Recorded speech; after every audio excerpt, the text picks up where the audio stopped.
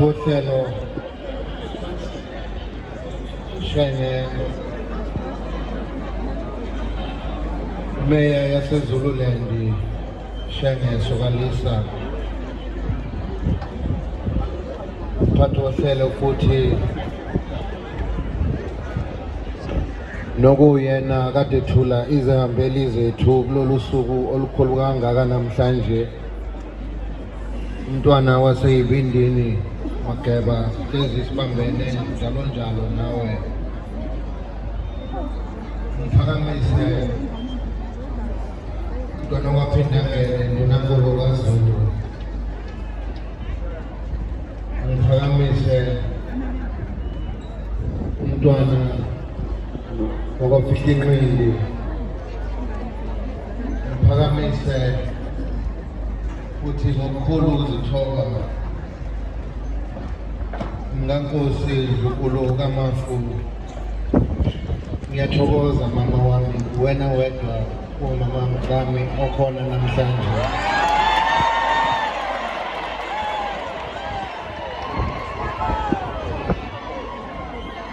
mina besilo uphakamise mngankosi ongugogo wami futhi owayegane umkhulu uNdlunkulu uGwabini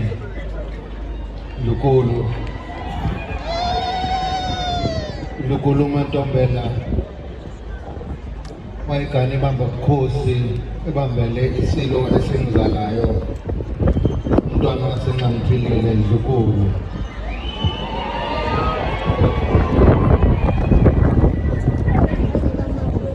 ngibonge kakhulu ngiphakamise ukubonga okukhulu futhi endlunkulu yonke kaZulu ekhona kanye nathi lapha namhlanje ihlangene nendlunkulu yakomalume lapho kuzalwa khona umama wami Ndlovukazi umntanenkosi uMantombi ongasekho nina bobunene ngithokoza kakhulu ukuthi nizobungaza kanye nathi kulolu suku olukhulu kangaka nina bobunene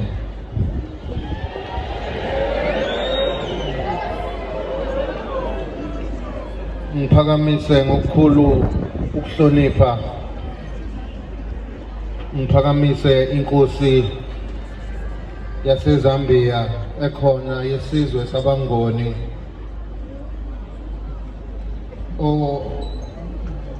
kungabantu isizwe esimunye kanye naso ngokwegazi nangokamoya nangokuba isizwe esodwa samaZulu esizweni laseZambia. Thank you so much, Your Majesty, for being here. Ngiphakamise ukubonga okukhulu enkosini yaseZambia yaseCongo uAbubakar okanye nathi naye futhi namhlanje ngiyabonga sizwe sikaMageba ukuthi nimukele izangibeli zenu eziphakathi kwethu kulolu suku lwanamhlanje olubaluleke kangaka sizwe sikaMageba.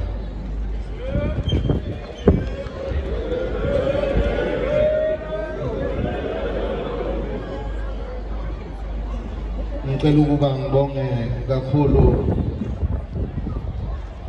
endlunkulweni yami engikanye nayo lapha namhlanje nabantwana abazalwa yimina abakhona nabo. Ngithokoza kakhulu nina besilo ngiphakamise futhi ukubonga okukhulu Mhlonishwa uDuma Mhlonishwa sibambene nawe sibambisene. Ngithokoza kakhulu ukuthi ukhona nawe phakathi kwethu ngohlelo lukahulumeni ukuthi sibe nawe kulolu suku ngoba lokhu nabakhona nje ey'khundleni zenu ezintsha benilokhu ningeseke njalo ningadidekile.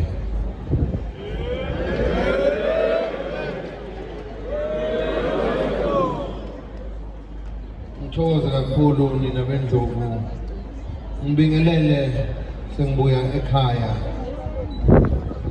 amakhosi asendlunkulu, ngiphakamise usihlalo wamakhosi KwaZulu-Natali osuchiliza Nkosi yesizwe. Ngiyathokoza ukuthi ukhona nawe phakathi kwethu. Uma kukhona wena ngiyazi ukuthi onke amakhosi asuke ekhona.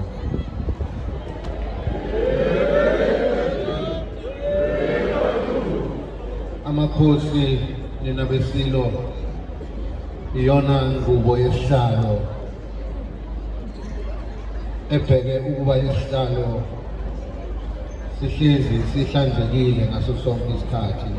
Ngiqhubeke nina besilo ngibonge kakhulu izinduna ezikhona phakathi kwethu namakhansela akhona. Ngibonge kakhulu umeya yethu yesigodi sakwaNongoma, umhlonishwa. Ngithokoza kakhulu ukuthi sibambisene kanye nawe. Ngingakhohlwa nina besilo indlunkulu yonke ehlanganisa obaba bami, omkhulu bami, o-anti bami, odadewethu abakhona, ngoba bakhona odadewethu abakhona lapha, nabafowethu. Ngiyathokoza koMageba, umcimbi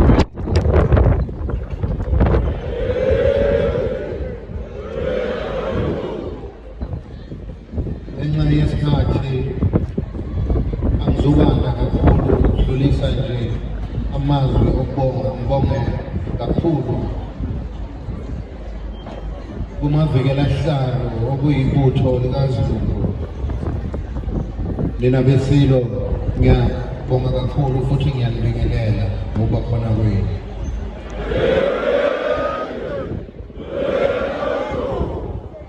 Ngibongazi futhi ukuthokoza intokozo enkulu ey'ntombini zomhlanga ezizimbali zesizwe.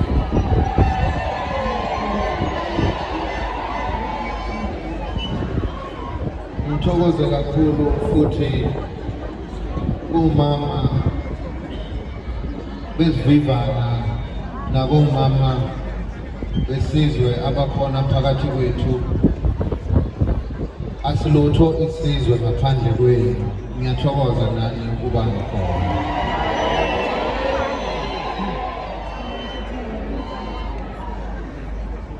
Namhlanje nina besilo usuku olukhulu kakhulu esizweni nasemlandweni kaZulu.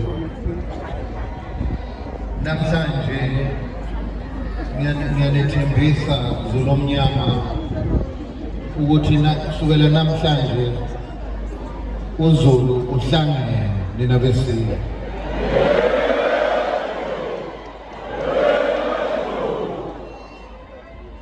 Indawo siyisizwe nobuhlungu esisuka kubo namhlanje.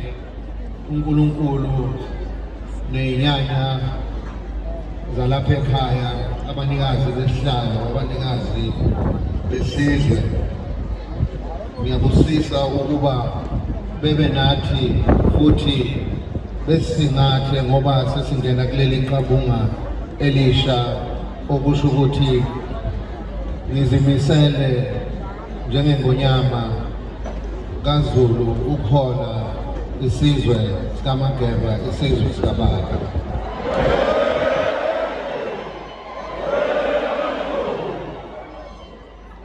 Ngoba nike nalalela nina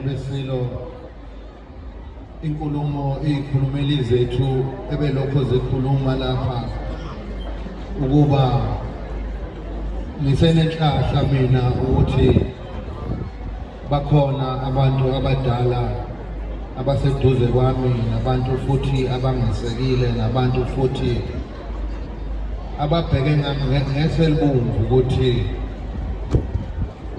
konke kuhamba kahle ngohlelo lwakhona ngokwesihlalo, nokuthi bezinikele ekuthini bazongibambisa kuze kube sekugcineni ukuba sihole lesi sizwe.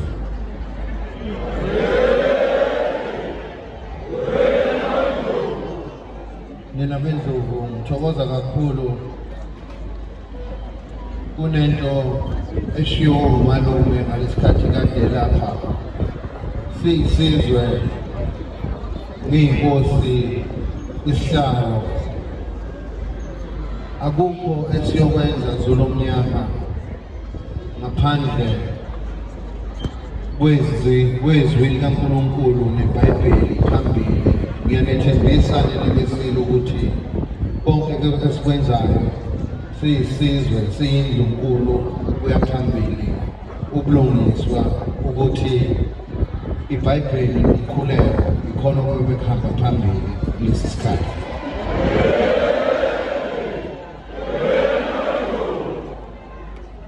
Nina bendlovu ngicela ukuba ngibonge Zulu omnyama ukuba ethi umntwana waphinda angene ememezela ngokubambisana nendlunkulu kanye nami nisabele nize njengoba vese benenza nakumdlokombane. Ngiyakuthokozela ukuthi niphume ngobuningi benu ngothi lwenu uZulu ukukhomba isithombe sokuthi ngiyayiseka inkosi yenu, ngiyayiseka indlunkulu ehamba nenkosi yenu.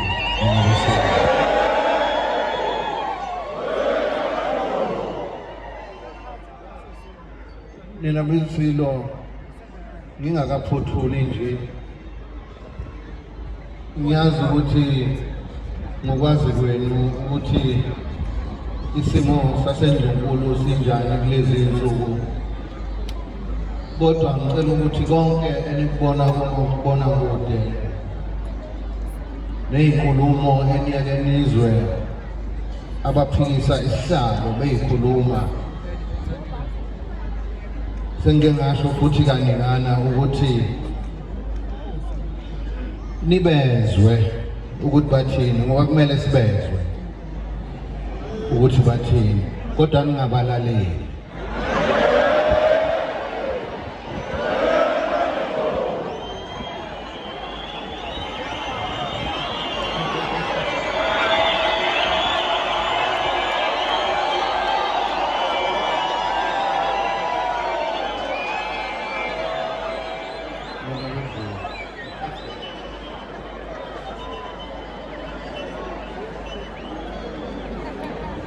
uZulu nina bendlovu ima kulesi sikhathi esiphila kuso, isikhathi esibucayi kakhulu esizweni la abezizwe bezama ukuba besihlukanise phakathi siyisizwe, okusho ukuthi namhlanje sivula iqabunga elisha elikhomba khona ukuthi ayive ekhona amambuka kwaZulu, kodwa kulokhu sizoqeda umbuka ngoba sifuna wonke umuntu abuye ekhaya.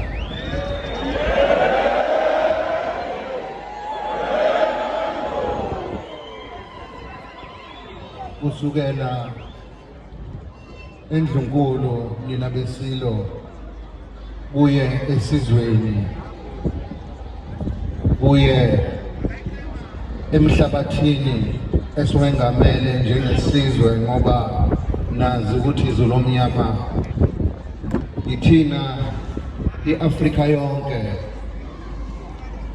esinezizwe ezingaphandle njengoba nibona nje kukhona abaseZambia la bakhona futhi abaseZimbabwe naseSwazini akhona amaZulu nenabohlanga naseMozambique ngokunjalo bakhona abantu bakwaZulu bonke labo bantu siyafuna ukuthi sihlangane kubiswane ngisho emindenini yenu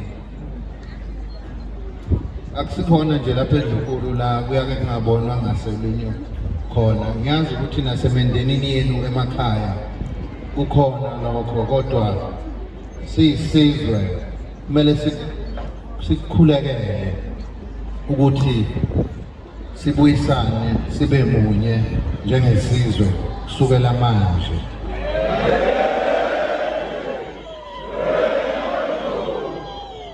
Mina beNdlovu ngithokoza kakhulu uthando lwami enginalo esizweni sikababa. Ngithokoza kakhulu enilokhu nihamba nami kunzima kunjalo. Namhlanje luze lwafika lolu suku uNkulunkulu emhle. Wasibusisa uNkulunkulu kuba silibone ngamehlo ngoba kwamina nje ngizalwa khona eDlukulu ngiyaliqala ukubona lolu siko lokubekwa kwesilo samaZulu